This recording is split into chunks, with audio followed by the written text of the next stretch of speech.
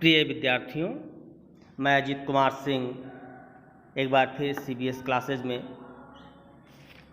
मैथिली शरणगुप्त कृत कैकेयी का अनुताप के भाग 3 की व्याख्या लेकर उपस्थित हूँ। पूर्व में आपने पढ़ा है कि किस प्रकार से कैकेयी अपने मनोभावों को राम के सामने व्यक्त करती हैं और इसी क्रम को हम आगे बढ़ाते हुए पढ़ रहे हैं। पटके मैंने पद पाणि मोह के नद में, जन क्या क्या करते नहीं स्वप्न में मद में। कैकेयी कहती हैं कि मैंने अपने हाथ पैर मोह रूपी नदी में पटक दिए, मतलब मैं मोह और लालच के अधीन हो गई, मुझमें लालच आ गई। जन क्या क्या करते नहीं स्वप्न में मद में, कहते हैं कि लोग स्वप्न में और नशे की अवस्था में क्या नहीं करते हैं, वह गलत कार्य करते हैं। ऐसा ही कुछ कार्य मैंने किया है। हाँ दंड कौन, क्या उसे डरूंगी अब भी। कैकेयी जी कहती हैं कि हाँ, अब ऐसा कौन सा दंड है उस जिससे मैं डरूंगी। मुझे चाहे जितनी बड़ी सजा दी जाए वह कम ही है, मेरा अपराध ही ऐसा है। मेरा विचार कुछ दयापूर्ण हो तब भी, वो कहती हैं, लेकिन मेरा विचार है कि फिर भी मेरी बातों को समझा जाए, मेरे मनोभावों को समझा जाए। मुझे दंड दिया जाए लेकिन मेरे मनोभावों को समझा जाए, और हे राम तुम अयोध्या को वापस लौट चलो। हा दया, हंत वह घृणा, आह वह करुणा। कैकेयी जी कहती हैं कि दया, घृणा और करुणा ये सब मनोभाव मेरे लिए व्यर्थ की बातें हैं। इसका मेरे लिए कोई मूल्य नहीं था, इसका मेरे लिए कोई मूल्य नहीं है। वैतरणी सी है आज जाह्नवी वरुणा। कहती हैं कि जाह्नवी मीन्स होता है गंगा, वरुणा मीन्स होता है यमुना। कि गंगा और यमुना जो नदियाँ स्वर्ग को ले जाती हैं, वह आज हमारे सामने नरक की वैतरणी के समान हो गई हैं। सह सकती हूँ चिर नरक।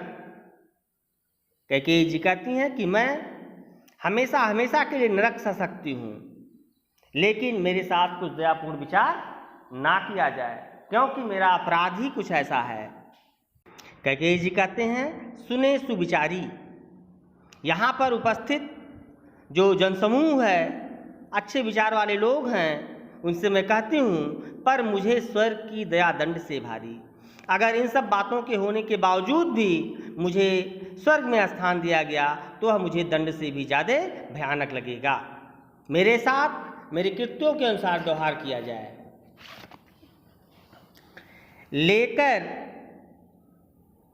लेकर अपना यह पुलिस कठोर करेजा, मैंने इसके लिए ही तुम्हें वन भेजा। पुलिस में होता है वज्र। कैकेयी जी कहती हैं कि मैंने अपने हृदय को वज्र की तरह कठोर करके भरत के लिए तुमको वन भेजा था। घर चलो इसी के लिए, न रूठो अब यूं। कैकेयी जी कहती हैं कि अब मेरे लिए नहीं, भरत के लिए घर चलो, मुझसे नाराज मत हो। मैंने जो भाव व्यक्त किए हैं वो हृदय से व्यक्त किए हैं, कुछ और कहूँ तो उसे सुनेंगे सब क्यों। कहती हैं कि अब मैं जो कहूँगी उसे कोई क्यों सुनेगा, क्योंकि मेरा कृत्य ही कुछ ऐसा है।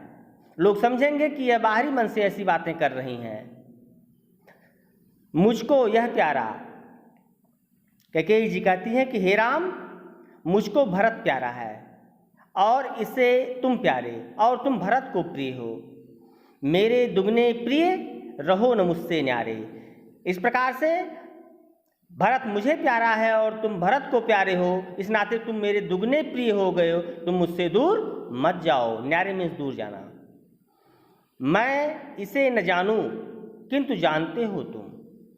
कैकेयी जी कहती हैं कि मैं भरत की मानसिक अवस्था को नहीं जानती हूँ, लेकिन तुम भरत के बारे में जानते हो। अगर मैं भरत की मानसिक अवस्था को जानती, उसके मनोभावों को जानती, तो मैं भरत के लिए ऐसा अपराध नहीं करती, क्योंकि मैंने जो कृत्य किया है वह भरत की भावना के अनुरूप नहीं है, किंतु जानते हो तुम, लेकिन तुम भरत को भली प्रकार जानते हो। अपने से पहले इसे मानते हो तुम अपने से उच्च स्थान इसे देते हो, तुम अपने से ज़्यादा इसे मानते हो। तुम्हारे लिए भरत अत्यधिक प्रिय है। तुम भ्राताओं का यह प्रेम परस्पर जैसा, कैकेयी जी कहती हैं कि तुम दोनों भाइयों के बीच में जिस प्रकार का प्रेम संबंध अभी सभी लोगों के समक्ष प्रकट हुआ है, अगर वो ऐसा है तो पाप दोष भी पुण्य दोष है मेरा। तो मैंने जो अपराध किया है, मैंने जो पाप किया है, वह भी पुण्य के संतोष में बदल गया है। तोष मीन्स होता है संतोष। कहती हैं जिस तरह का व्यवहार तुम भाइयों के बीच में, जैसा प्रेम तुम भाइयों के बीच में अभी प्रकट हुआ है, अगर ऐसा है तो मेरा जो पाप दोष है, मैंने जो जघन्य कृत्य किया है, वह भी पुण्य के संतोष में, पुण्य में परिवर्तित हो गया है। मैं रहूं पंकिला, पंकिला मीन्स होता है कीचड़।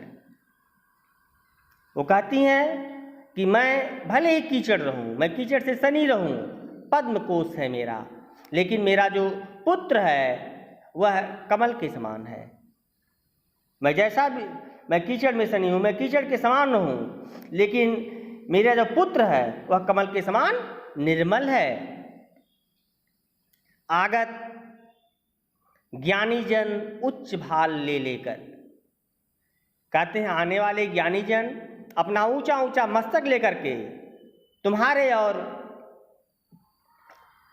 उच्च भाल ले लेकर समझाएं तुमको अतुल युक्तियां देकर। कैकेयी जी कहती हैं कि आगत माने आने वाले ज्ञानी जन अपने ऊंचे ऊंचे मस्तक को लेकर के तमाम युक्तियां दे करके तुम्हारी और भरत की श्रेष्ठता सिद्ध करेंगे। कोई तुमको श्रेष्ठ कहेगा, कोई भरत को श्रेष्ठ कहेगा, और इसके लिए मुझे अपराधीन सिद्ध करने की कोशिश करेंगे। मेरे तो एक अधीर हृदय है बेटा। माता कैकेयी कहती हैं कि हे बेटा, मेरे पास तो एक अधीर हृदय है। उसने फिर तुमको आज भुजा भर बेटा, वो आज तुमको अपनी बाहों में भरकर घर लौट चलने का आग्रह करता है, अपनी भुजा में भरकर प्रेम करने का निवेदन करता है। इस नाते हे प्रिय, तुम मेरी बातों को मानते हुए अयोध्या को वापस लौट चलो।